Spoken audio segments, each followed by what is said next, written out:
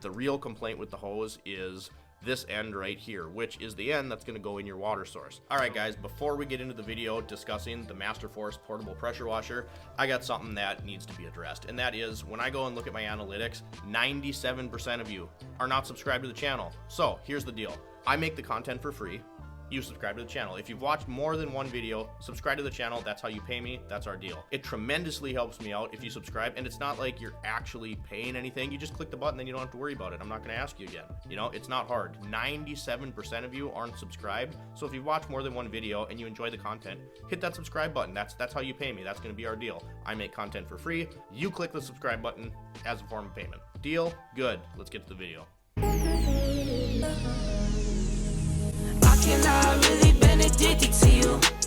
All of my attention I've been giving to you. Hey guys, welcome back for another video. Today I wanted to bring back another discussion video, and specifically in today's video we're going to be talking about this Masterforce tool here, which I like to call a portable pressure washer. So if you're not from the Midwest, Menards is like a Lowe's, like a Home Depot. It's a home improvement store. Over about the last 5 years though, Menards has added a lot more tools that would be very attractive to the mechanic. A lot more mechanic tools at their store, and most of them are going to be under this Masterforce line. So Masterforce, much like Cobalt, much like Husky for Home Depot, it's going to be an in-house brand that Menards carries. And surprisingly, a lot of the stuff in the hand tool realm of things, wrenches, sockets, extensions, stuff like that, a lot of it's made in the US, and the vast majority of the rest of it is made in Taiwan. Power tools like this, it's made in China, but really, I mean, even your Milwaukee and DeWalt, all that stuff is made in China. It's just kind of hard to get away from that nowadays. So this is what the box looks like. Masterforce calls it a power cleaner. I like to call it a portable pressure washer because to me that's really what it is. You look on the back, it shows you everything that's included in the kit. Now, much like Milwaukee and DeWalt, this is offered as a bare tool option only, which we'll touch on in a minute. Now, when you go to Menards, you're going to have a couple options for these little portable pressure washers, which I think are super cool, and every once in a while this happens. But I had the idea of this in my head, turning a few years ago, and nobody had developed one yet. And yes, it's not as powerful as a gas-powered pressure washer, obviously, or one of the larger electric pressure washers. It's obviously not going to do that on a 20-volt system. But when you go to Menards, you're going to have two options for this kind of thing. The first one is going to be, of course, this Masterforce. The second option is going to be Works, W-O-R-X, and Works is about half the price of this thing. But I've had a few Works tools. I got an impact driver, which was brand new. It could not drive a 2-inch screw into a 2x4.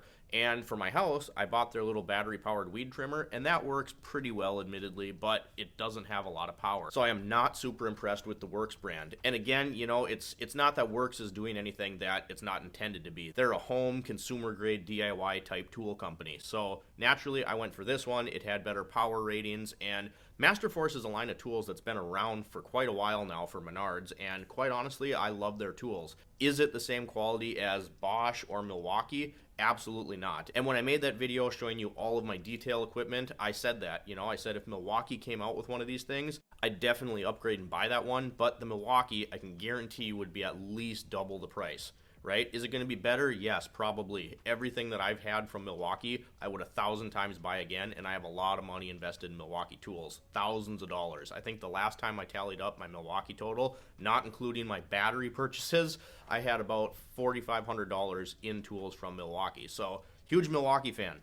They don't have this tool yet. So I do have a few Masterforce tools. I have this pressure washer, obviously. I have some fans for the auto detailing side of my business that have been fantastic. They were priced really well. One of them, I mentioned this in the video before, I left it outside for a whole Minnesota winter by mistake and works just fine. Good metal construction. I also have a Masterforce bench grinder, and that thing, I bought it because it had the best amperage rating and it was variable speed. And that has been a very, very solid tool. I've had that for about 5 years now, and when it's cranked all the way up, you can literally melt steel into the grinding portion of it. But that's not what this video is about. This video is about this pressure washer, and I bought this for the automotive detailing side of my business. I talked about this before in a video where I laid out all of my detail equipment, carpet extractors, shop vacs, all of that good stuff. And I talked about getting this thing because I wanted to be able to go to my customers' houses and provide like a service call type service for my customers. It's convenient for them. I can charge for it. It's great. but I needed something like this. I didn't want to lug around a pressure washer all the time, and where this thing really shines is going to be if I'm doing a headlight restoration. Quick wash them off. I can do floor mats. It has enough power to cut through brake dust on wheels, all that kind of stuff. Again, this isn't going to have the same power as a plug-in pressure washer or like a standalone unit that would have wheels and you cart around. It's just not going to do that. But it is a fantastic tool. You can see how nice this would be just to have around because it is extremely mobile. I don't have the hose attached. We'll talk about the one gripe I have with that in just a second. Battery comes on and off on the base of the tool, and then the wands go into here. I have another little gripe about that. This thing has two different speed settings. One is going to be the low pressure setting, which is 275 psi, works really good for rinsing things off. The other setting is going to be 400 psi, and that might not sound like a lot, but when we get into these nozzles here, you're going to see why that might be enough for you. You know, like I said, doing floor mats, I'll soak them down with my chemical, give them a good scrub, and then I'll pressure wash everything away. This works absolutely amazing. Is it the same quality as my Milwaukee tools? Absolutely not. I said this before. If Milwaukee ever came out with something like this, I'd 100% upgrade. Not that I'm not happy with this. I just think Milwaukee would do it better. I also think it would be super expensive. This unit with the wands and the nozzle and the little foam cannon that we're going to talk about was $85 at Menards, which is great, except it's bare tool only. So not only did I have to buy this, I had to buy this kit too, and this came with 2 batteries and a charger. So this and that together was $220, and that's the downside to power tools, right? Is last time I checked, I have about $4,500 just in bare tools from Milwaukee, and I have a lot of batteries, like so many that I can't even tell you how many I have. So it's really nice when you can stick to one company, because then the expensive part, which is the batteries, you already have a bunch of, right? And when I bought this, I could have bought a charging kit with just one battery, but something like this is going to eat through the batteries pretty quick. And actually it surprised me. When I first got this tool, I washed the F-150. That's a high power rinse. Whole truck one time. I used the foam cannon, whole truck one time. I scrubbed it up and then I rinsed it. So 3 passes on a full-size truck, and I got through the whole thing on one battery. Now this is where this tool really shines. If you take this thing, you see the nozzle on the end here. So the hose that's included in the kit just kind of has a quick connect fitting, presses on there like that, and then you screw it on to tighten it up. So this hose is only half of the functionality of this thing. This hose is meant to be dropped into a water source like a 5-gallon bucket, and I thought this thing would burn through water like crazy. That whole time I washed my truck like that, I used 1.5 5-gallon buckets of water, which to me was impressive. But if you take this off, it's just a quick connect fitting. You can actually change this. There's an adapter to put a garden hose right on here.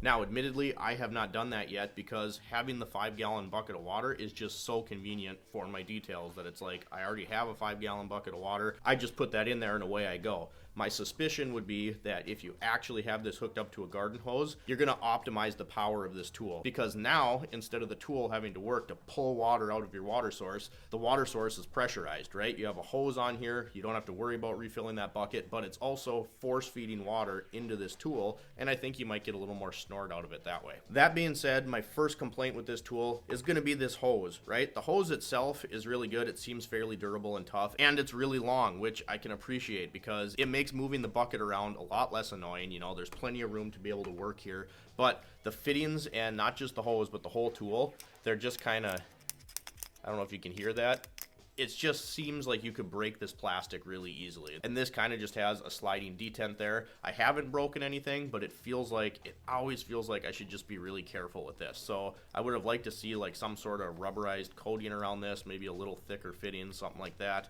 And the real complaint with the hose is this end right here, which is the end that's going to go in your water source. So they give you a little filter, which is nice, so you're not sucking up water that has dirt and debris in it when you're cleaning something. But the complaint I have is this is way too light. So when you're moving around and you're working around your piece or whatever it is that you're cleaning, this comes out of your bucket. And once you get air in the line, it takes a little bit and is quite annoying to get the thing to pressurize again and build full water pressure. So what I did is zip tie a junk socket to the end, and even this I need to add more weight because this still pulls out of the bucket, but you think you'd have some sort of weight on here so this isn't coming out every time you move. And I'm not talking about like you're yanking on the hose and it's coming out. Like any little agitation of this hose, this thing starts to float up in the bucket and come out, you suck up air, now you're annoyed. So that is one thing that I would do differently if I were designing this tool, and that is going to be my first complaint. Now if we take the gun here, let's put the ends on, and that's going to bring me to my second annoyance. This is going to be the first piece. It just goes in, it kind of twists and locks into place like that,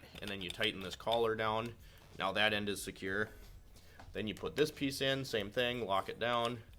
This is secure, and then from here your nozzle goes on in much the same way. Now this has a bunch of different settings. You can see one right here that's kind of like the jet stream. There's a cone, there's a tornado, I like to call it. There's a flat setting. So there's a lot of settings on here, and it works really, really well. If you want the most cleaning power, I suggest using this setting right here, which is just that concentrated jet stream.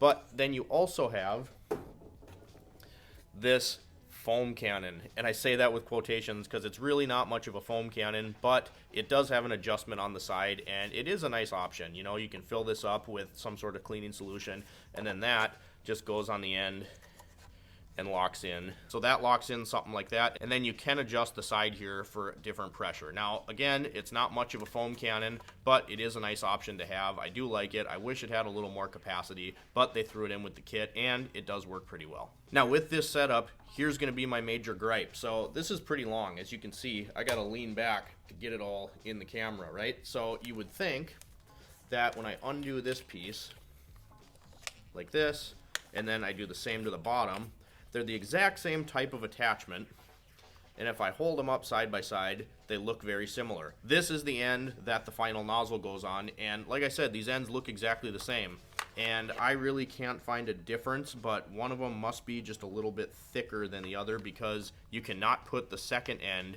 into here and shorten this thing up. It physically does not fit inside the tool. So it would be nice if this actually attached in here, and then, you know, if you're in tight space, something like that, you'd have a much shorter end than having the whole thing extended and being about this long. And finally, like we did talk about, it does have two settings. That 275 is the low pressure setting, great for rinsing stuff off, and then the high pressure setting is 400, which doesn't sound like a lot, but I think it would surprise you. The amount of power that this 20 volt system is able to put out while being very efficient is pretty impressive, really. And as long as you have two batteries, I got the other one sitting back there on the charger, this thing is never an inconvenience. You know, you can use one, the battery lasts long enough to get a job done, and then you can swap out for a fresh battery. So I wouldn't see a need to have more than two batteries. Something like this, it's not like you're pressing down a semi or a huge camper trailer or anything like that. It's more built and geared for the convenience of the tool itself. Overall, the fit and finish on the tool is pretty good. There's a lot of hard plastic. I would like to see some sort of like rubber reinforcements like Milwaukee and Bosch do, just for impact. You know, if you drop this thing,